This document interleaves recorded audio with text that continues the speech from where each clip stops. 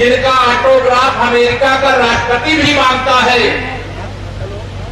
ऐसे भारत के प्रधानमंत्री माननीय नरेंद्र मोदी जी के नेतृत्व में केंद्र की सरकार के 9 वर्ष पूरे होने पर यह चिलचिलाती हुई धूप में और पैर रखने की भी जगह रही थी, भारी संख्या में आपकी उपस्थिति को मैं सादर प्रणाम करता हूं। आपको सबको बारंबार प्रणाम करता हूं। मंच पर भारतीय जनता पार्टी के हमारे राष्ट्रीय उपाध्यक्ष आदरणीय अविनाश राय खन्ना जी का मैं उत्तर प्रदेश के अंदर स्वागत करता हूं, अभिनंदन करता हूं, क्योंकि वो हमारे राष्ट्रीय उपाध्यक्ष के रूप में हमारे बस्ती लोकसभा में आए, इस कलस्टर में आए।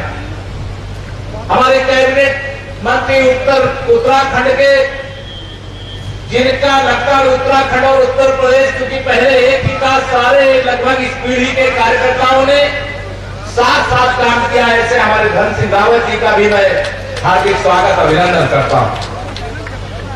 हमारे कैबिनेट के वरिष्ठ साथी और बस्ती के प्रभारी मंत्री आदरणीय राकेश सचान जी का भी मैं बस्ती में क्योंकि आया हूं और यहां बस्ती में उनका भी बहुत सम्मान और स्वागत है। मेरे मित्र, 2014 के लोकसभा चुनाव में आप बस्ती से चुन करके गए थे। मैं प्रयागराज की फूलपुर लोकसभा की सीट से चुन करके गया था। माननीय नरेंद्र मोदी जी की सेना का एक सिपाही बन करके और विद्यार्थी परिषद के समय से ही जिनके साथ हमारा बहुत निकट का संबंध और परिचय है, भारतीय जनता पार्टी के राष्ट्रीय सचिव और बस्ती की हस्ती कहूं या सांसद कहूं, और बिहार के साथ प्रभारी श्री हरीश द्विवेदी, हमारे जिले के अध्यक्ष। हम लोग पहले बजट दल में साथ साथ काम करते थे। अब बस्ती के अध्यक्ष है आदरणीय महेश शुक्ला जी, हमारे जिले के प्रभारी श्रीमान अशोक सिंह जी, जिला पंचायत के अध्यक्ष जिले के प्रथम नागरिक संजय चौधरी जी, पूर्व सांसद पूर्व क्षेत्रीय अध्यक्ष आदरणीय सुविधा शुक्ला जी, आदरणीय दुर्गा शंकर राय जी, उत्तराखंड के पूर्व विधायक राजेश शुक्ला जी, और हमारे जुझारू विधायक को केंद्र सरकार और प्रदेश सरकार दोनों जगह, केंद्र से लाना है तो हरीश भाई को पकड़ लेते हैं, लखनऊ से लाना है तो सबको पकड़ लेते हैं, ऐसे अजय सिंह जी, पूर्व विधायक श्रीमान सीपी शुक्ला जी, हमारे पूर्व विधायक दयाराम चौधरी जी, पूर्व विधायक रवि सोनकर जी, और सभी हमारे सम्मानित पूर्व जिला अध्यक्षगण, हमारे कार्यक्रम के इसके संयोजक जयशंकर शुक्ला जी, रामचरण चौधरी जी, पृथ्वी विक्रम सिंह जी, कार्यक्रम के प्रभारी, हमारे सभी ब्लॉक प्रमुखगण, सभी जिला कमेटी के सभी पदाधिकारी, सभी मंडलों के अध्यक्ष और पदाधिकारी, सभी मोर्चों के अध्यक्ष पदाधिकारी, और बस्ती के कोने कोने से आए हुए मेरे पिता समान बड़े बुजुर्गों, मेरे नौजवान साथियों, मेरी पूज्य माताओं बहनों, आप बहुत देर से यहाँ पर बैठी, बता रहे बहुत देर से बुला लिया गया, लेकिन आप सब ने यहाँ ये सराहना करूंगा मंच की कि मेरे आने से पहले सबका उद्बोधन हो गया, क्योंकि नहीं तो आपको और इस चिलचिलाती गर्मी में बैठना पड़ा। मैं आज आप सब लोगों से पूछने के लिए आया, पूरी ईमानदारी से हाथ उठा करके मुझे जवाब दीजिएगा, 2014 के पहले की बस्ती और 2014 के बाद के बस्ती में कोई अंतर आया है कि नहीं आया? अंतर आया है तो दोनों हाथ उठा करके जय श्री राम बोलिए। 2017 के पहले का जो बस्ती गिरा है और 2017 के बाद का बस्ती गिरा, फर्क आया है कि नहीं आया है? भारतीय जनता पार्टी गरीबों के भलाई के लिए काम करती है। समाजवादी पार्टी हो, बहुजन समाज पार्टी हो, चाहे कांग्रेस हो, ये तीनों अलग अलग नहीं है, ये तीनों एक ही थैली के चट्टे बट्टे हैं। क्योंकि अगर इसमें से किसी को भी ऑक्सीजन मिला, सपा को ऑक्सीजन मिलेगा तो गुंडों की लॉटरी को लग जाएगी, बसपा को ऑक्सीजन मिले तो बसपा का मतलब है कांग्रेस की बैसाखी बनने की कोशिश करेगी, और कांग्रेस तो उत्तर प्रदेश से लुप्त हो गई है, उत्तर प्रदेश में पूरी तरह से सुस्त हो गई है, बस्ती में तो कोई मिलता नहीं, मिलता है क्या कोई कांग्रेस में? तो आज सपा बसपा कांग्रेस इन तीनों को विदाई करने के लिए 2024 में आप सभी लोगों से मैं अपील करने के लिए आया हूं, प्रार्थना करने के लिए आया हूं। हमारी सरकार गरीबों के लिए समर्पित है, हमारी सरकार किसानों के लिए समर्पित है, हमारी सरकार नौजवानों के लिए समर्पित है, हमारी सरकार माननीय हमारी माताओं बहनों के लिए समर्पित है। भारतीय जनता पार्टी का कमल खिला तो बस्ती और उत्तर प्रदेश ही नहीं, पूरा हिंदुस्तान कमल के फूल की तरह खिल रहा है। पूरी दुनिया में भारत का डंका बज रहा है। आप बताइए, अगर माननीय नरेंद्र मोदी जी हिंदुस्तान के प्रधानमंत्री नहीं बने होते तो क्या अयोध्या में रामलला की जन्मभूमि पर भव्य मंदिर का निर्माण हो रहा होता? क्या अगर माननीय नरेंद्र मोदी जी प्रधानमंत्री नहीं बने होते तो मेरे गरीबों को प्रधानमंत्री आवास का जो स्वप्न साकार हो रहा वो साकार हो पाता क्या? आज गरीब खुशी से झूम रहा है। 16 करोड़ डबल इंजन की सरकार देश में आदरणीय मोदी जी के नेतृत्व में, प्रदेश में आदरणीय योगी जी के नेतृत्व में भारतीय जनता पार्टी का कमल देश में भी खिला और प्रदेश में खिला तो देश के अंदर, प्रदेश के अंदर खुशहाली आएगी। मैं आप सब लोगों से 2024 के लोकसभा चुनाव में एक तरफ सारे विपक्षी दल हैं, उनसे पूछो तुम्हारा क्या लक्ष्य है, तो कहते हमको मोदी जी को हटाना है। उनसे पूछो कि और कोई दूसरा लक्ष्य है, तो कहे कुछ नहीं, केवल मोदी जी को हटाना है। क्यों हटाना है भाई? क्योंकि माननीय नरेंद्र मोदी जी ने गरीबों के जीवन को खुशियों से भरने के लिए 4 करोड़ गरीबों को प्रधानमंत्री आवास दिया है, 12 करोड़ गरीबों को घर घर में शौचालय बनवाने का काम किया है, 12 करोड़ से अधिक गरीबों को गैस का कनेक्शन देने का काम किया है। आजादी के बाद जिन घरों में बिजली नहीं पहुंची थी, मिट्टी का तेल डाल करके दिए में जिन गरीबों के बच्चे पढ़ते थे, परिवार रहते थे, उन घरों में सौभाग्य योजना से बिजली लगाने का काम किया है। क्यों हटाना चाहते हो? देश के किसानों को, 12 करोड़ किसानों को प्रधानमंत्री किसान सम्मान निधि दे रहे हैं, इसलिए मोदी जी को हटाना चाहते हो। महिलाओं का सशक्तिकरण कर रहे हैं, इसलिए हटाना चाहते हो। देश और दुनिया का निवेश आ रहा है, इसलिए आप मोदी जी को हटाना चाहते हो। कोई मुद्दा है क्या? पूछो इनसे, तो कहेंगे हमारे पास मुद्दा नहीं, मोदी जी को हटाएंगे, क्योंकि दलाली तुम्हारी बंद कर दी है। तुमने देश को लूट करके जो अपनी तिजोरियां भरी थी, वो तिजोरी आज भरने से रोकने का काम हो गया है। 50 करोड़ गरीबों का खाता खोल करके सीधे दिल्ली में बैठ करके आदरणीय प्रधानमंत्री जी और लखनऊ में बैठ करके हमारे आदरणीय मुख्यमंत्री जी डीबीटी के माध्यम से जो भी योजना का पैसा सीधा बैंक के खाते में भेज दे रहे, आपकी दलाली खत्म कर दिए हैं। इसलिए मोदी जी को हटाना चाहते हो, रोकना चाहते हो, इससे सारे विपक्षी एक होना चाहते हो, मजबूत भारत को कमजोर भारत बनाना चाहते हो। 2014 के पहले का भारत याद है कि नहीं याद है आप लोगों को? 2014 के पहले हमारा हिंदुस्तान निराशा के गर्त में डूब गया था मित्रों। माननीय नरेंद्र मोदी जी के आने से पहले इस देश में आतंकवादी हमले होते थे।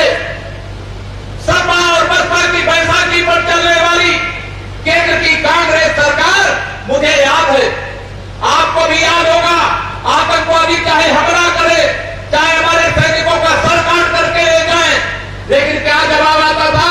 उस समय के प्रधानमंत्री अगर पहला आतंकवादी हमला हो तो कहते थे मैं हमले की निंदा करता हूं, अगर दूसरा हमला हो आतंकवादियों का तो कहते थे कड़ी निंदा करता हूं, अगर तीसरा हमला होता था तो कहते थे कड़े शब्दों में निंदा करता हूं। लेकिन आप सबने 56 इंच के सीने वाले माननीय नरेंद्र मोदी जी को जब हिंदुस्तान सौंपा, उरी में पहला आतंकवादी हमला हुआ नरेंद्र, तो सर्जिकल स्ट्राइक करके पाकिस्तान को यह बता दिया गया, यह भारत अब वो भारत नहीं है कि जिसे छेड़ोगे वह भारत तुम्हें छोड़ देगा।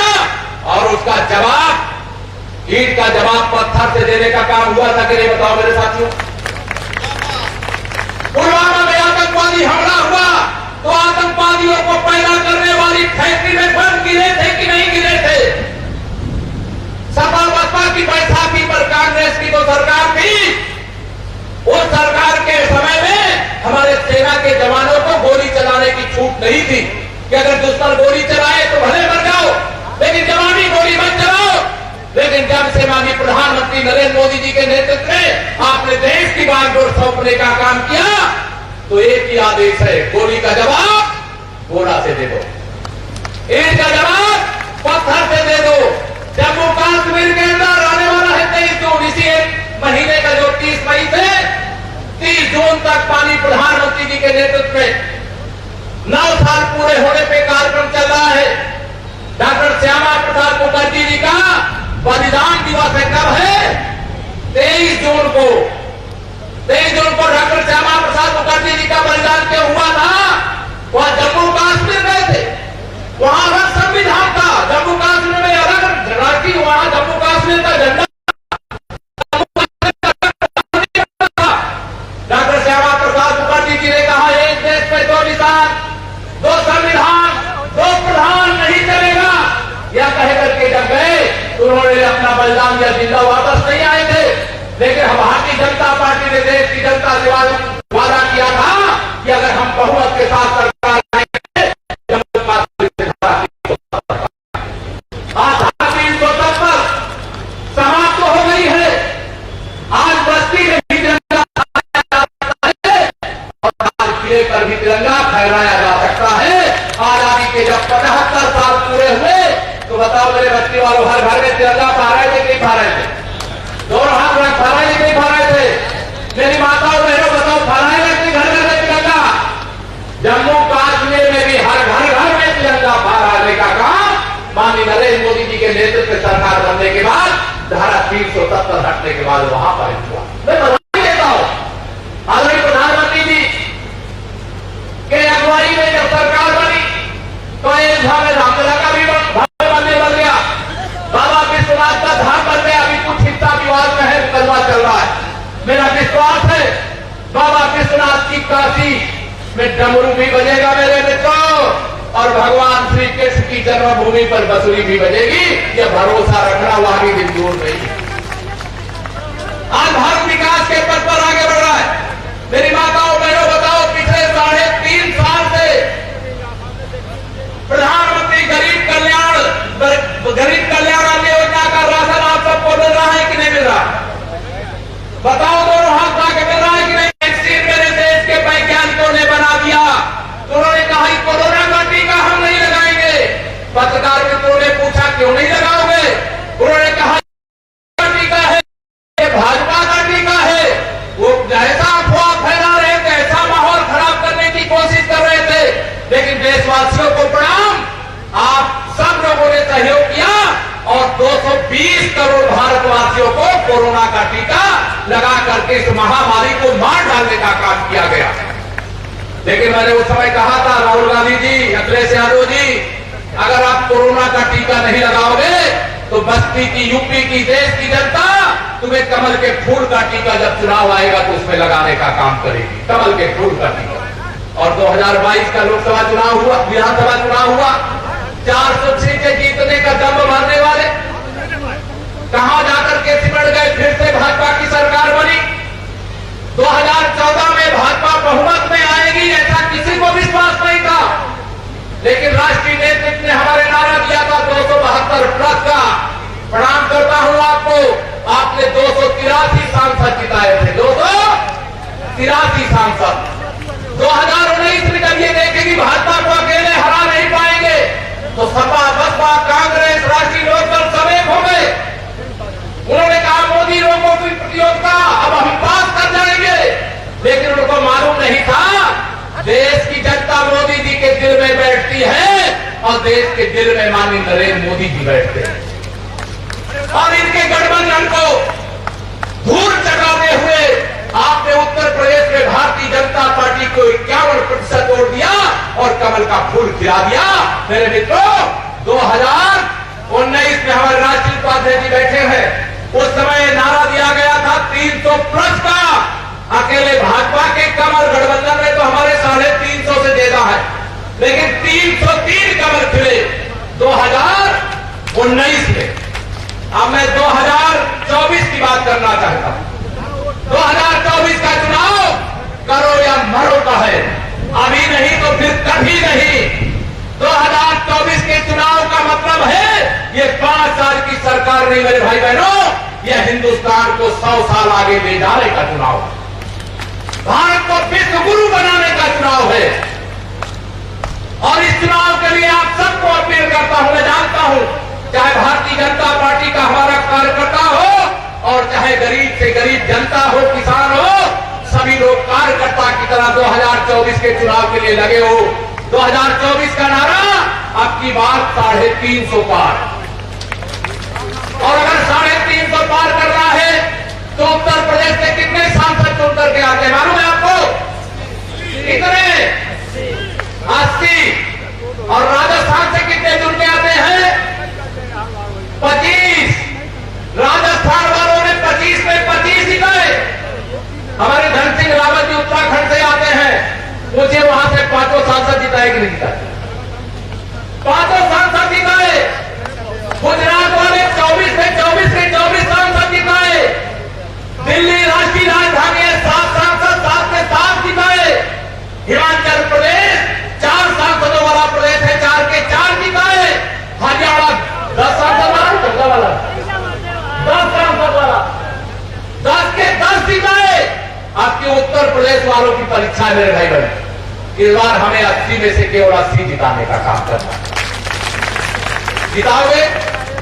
मेरी बात आओ बहनों, जिताओगे? मोदी जी को दोनों हाथ उठा के बताओ, जिताओगे? तो मेरा आप सबको निवेदन है, 2024 का चुनाव या विपक्ष जो एक हो रहा है, जिनके पास कोई मुद्दा नहीं है, जिनके पास प्रधानमंत्री बनने के लायक कोई उम्मीदवार नहीं है, जिनके पास मोदी विरोध के अलावा कोई एजेंडा नहीं है, जिनके पास देश के अंदर जो भारत के विरोध करने वाली ताकतें हैं केवल उनका समर्थन है, लेकिन भारत का हित चाहने वालों का समर्थन ये सपा बसपा कांग्रेस के लोग गंवा चुके हैं। मैं 2024 के लिए आप सभी लोगों को आज यहां निवेदन करके जाऊंगा। आज आप सब लोगों ने कमल खिलाया तो मेरे रामलला का मंदिर भी बन रहा है और मेरे गरीब आदमी का घर भी बन रहा है।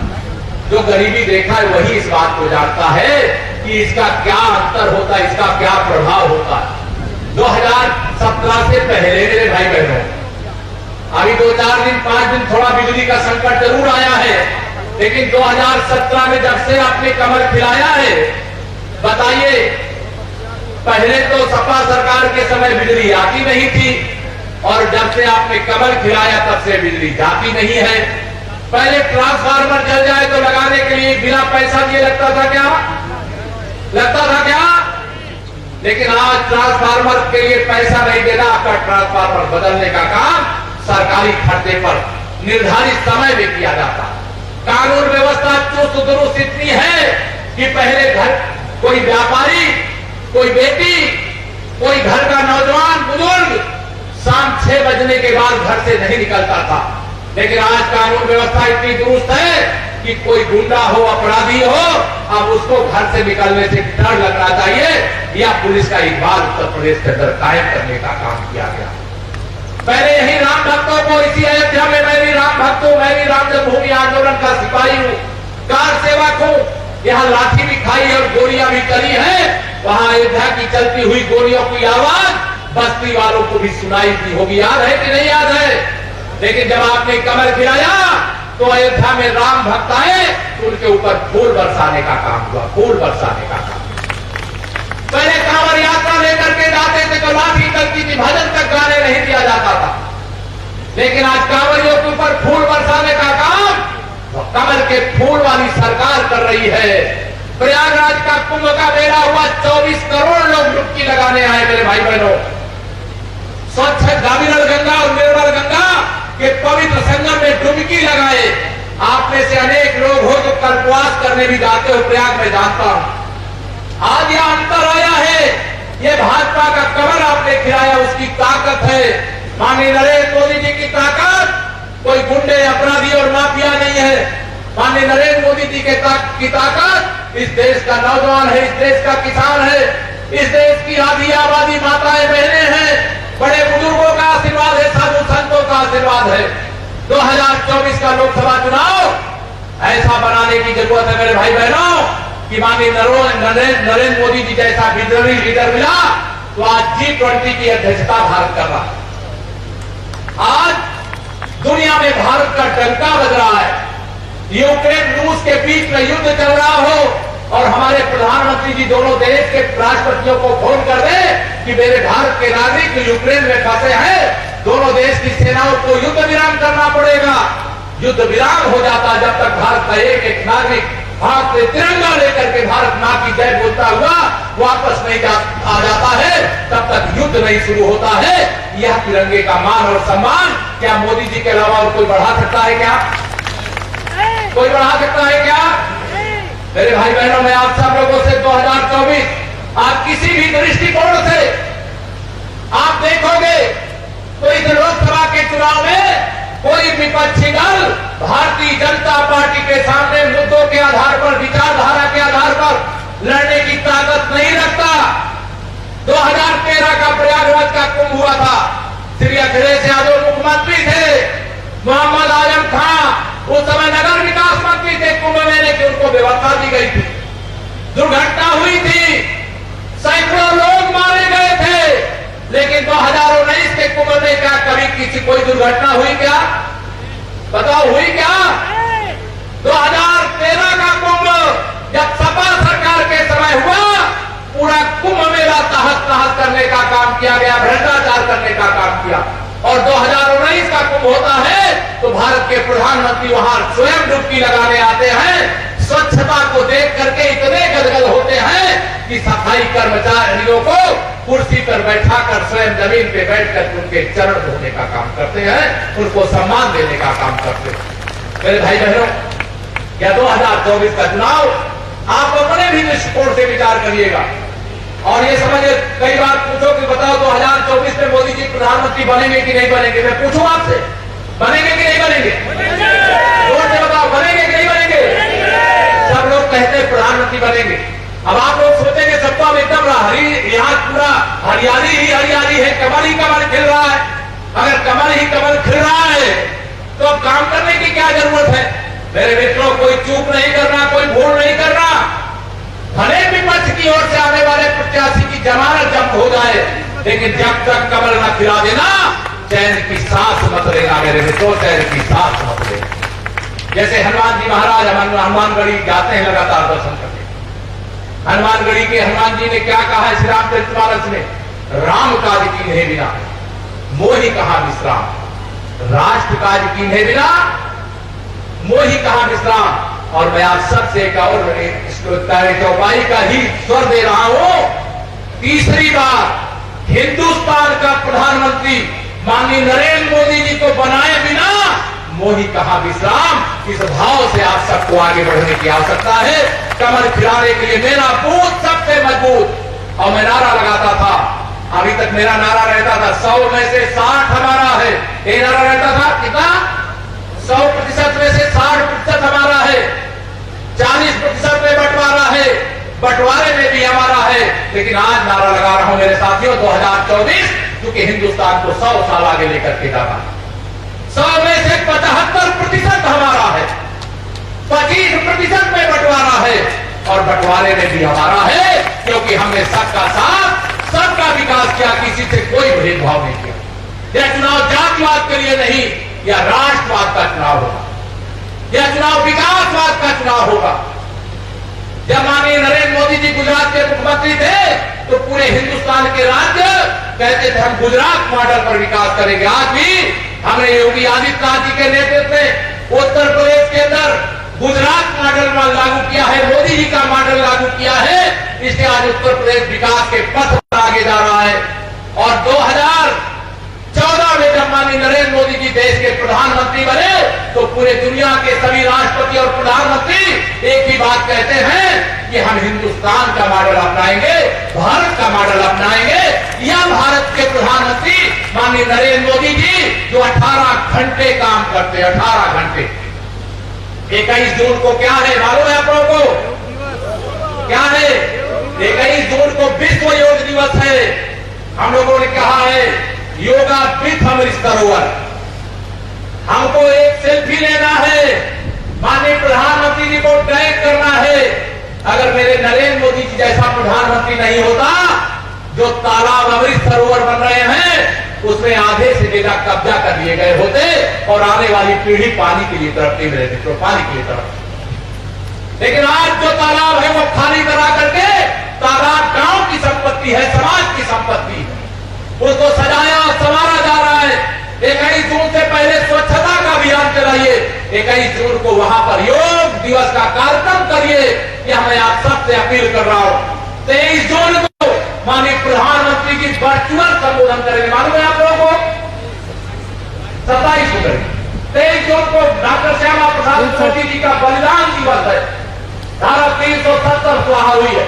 अभी बहुत सारे लोगों के जो कहते हैं तथाकथित सेक्युलरवादी, सारा नागरिक कानून बनाने की थोड़ी सी एक समाचार उनको क्या पढ़ने को मिला, उनकी गंगा जमुनी तहजीब सब भूल गए, टुकड़े टुकड़े गैंग सक्रिय हो गया, विवादवादी गैंग सक्रिय हो गया, मुस्लिम तुष्टीकरण की राजनीति करने वाले सक्रिय हो गए। मेरे मित्रों, आप डटे रहना। 2014 से पहले इनमें से कोई भी पक्षी नेता किसी मंदिर में माथा टेकने नहीं जाता था, केवल रमजान के महीने में रोजा अफ्तार की पाठ किया करता था। लेकिन जब देश एकजुट होकर के खड़ा हो गया, फिर को मंदिर मंदिर माथा टेकना पड़ रहा है। मैं गर्व से कह सकता हूं, भारतीय जनता पार्टी की विचारधारा ही सबसे अच्छी, सबसे सच्ची है। इसलिए मैं आप सब लोगों को बहुत लंबी बातें नहीं कहूंगा, मैं नहीं चाहता हूं कि लोगों ने क्या क्या कहा, हो सकता है मैंने बहुत सारी बातें दोहराई, लेकिन सारी बातों का एक ही निष्कर्ष है, 2024 में जाइएगा सब कुछ भूल, हर बूथ में खिला दीजिएगा कमल का फूल। यही आप सबसे हाथ जोड़ करके विनती करता हूं, प्रार्थना करता हूं, और आप सभी कार्यकर्ता साथियों से, क्योंकि आप में से अनेक कार्यकर्ता हैं और केशव प्रसाद भी एक कार्यकर्ता है, कोई भी अधिकारी है, मैं खुलेआम मंच से कहा करता हूं, अगर डिप्टी सीएम केशव प्रसाद मौर्य है, अगर आप उसका सम्मान करो और मेरे बूथ अध्यक्ष का सम्मान नहीं करोगे, तो आपको यह ध्यान में रहना चाहिए कि बूथ अध्यक्ष भी डिप्टी सीएम की तरह है, उसके भी सम्मान का ध्यान रखो, मंडल अध्यक्ष का ध्यान रखो। हमें 2024 के चुनाव से पहले ऐसे लोगों पर भी नजर रखनी है जो आस्तीन में सांप बन करके छिपे हुए, उन पर भी नजर रखने का काम करना, ध्यान रखना मेरे भाई पर। हमें कमल खिलाना है। बहुत सारे चुनाव, कुछ नाराजगी होगी, कोई खुशी की मन में कुछ हो, सब कुछ 2014 का मैं कहा करता हूं। 2014 में यूपी में भारतीय जनता पार्टी की सरकार नहीं थी, समाजवादी पार्टी की थी। अरे हनुमान जी की तरह शक्तिशाली मेरे कार्यकर्ताओं और जनता जनार्दन के लोगों, आपने 73 सांसद जिताए थे, 73 जिताए थे, और 2017 में भी हमारी सरकार नहीं थी, आपने 325 विधायक जिताए थे। कुछ याद करो अपना पवन सुत वो बाल पर, कुछ याद करो मेरे कार्यकर्ताओं। 2014 और 17 की तरह थोड़ी मोटी बातों की ओर ध्यान दिए बगैर एक ही लक्ष्य, एक ही सपना, कमल का फूल, लाल किले पर कमल निशान मांग रहा है हिंदुस्तान। इस भावना को आगे बढ़ाते हुए मोदी जी को फिर से विजयी बनाने में अपनी पूरी ताकत लगाए, यही निवेदन करके देऊंगा अपनी वाणी को विराम। जरा दोनों हाथ उठा करके जरा जोर से बोलिए।